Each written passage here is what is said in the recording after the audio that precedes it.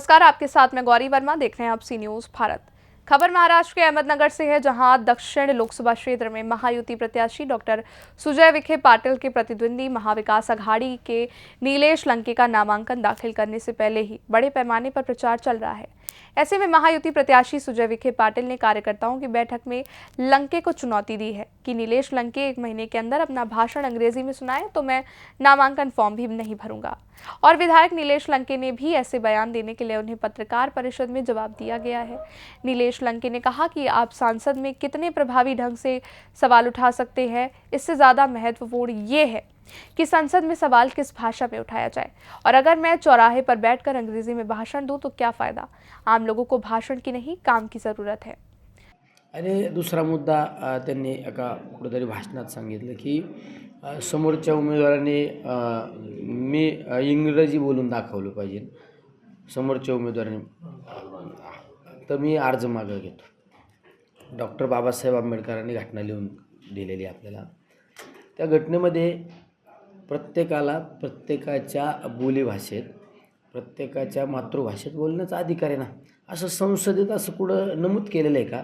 घटनेत कुठं नमूद केलेलं आहे की संसदेत गेल्यानंतर इंग्लिशच बोललं पाहिजे, हिंदीच बोललं पाहिजे, असं नाही। ज्या त्या भागातील मातृभाषेत बोललं पाहिजे। तुम्ही पाहिलं असं क्रांतिसिंह नाना पाटील यांनी संसद गाजवली वेळ येते ना, त्यावेळेस आपण फक्त आपलं हे झाकून ठेवण्याचा प्रयत्न केला जातो। शेवट इंग्लिशचा प्रश्न आज येत नाही, आपल्या बोलीभाषेचा प्रश्न येत नाही। सगळ्यात महत्त्वाचा आज प्रश्न येतो विकासासाठी काय केलं, हे सगळ्यात आपण अधोरेखित केलं पाहिजे। मराठीला दर्जा मिळाला पाहिजे, मराठी भाषेला। या सगळ्या गोष्टीसाठी आपण किती आपला आज महाराष्ट्रामध्ये मातृभाषा दिन साजरा करतो। या सगळ्या गोष्टीचा याचा अर्थ तुम्ही एखाद्याच्या कुटुंबात एखादं आर्थिक सक्षम कुटुंब आहे, त्या कुटुंबातले मुलं इंग्लिश मिडियमचं शिक्षण घेऊ शकतात।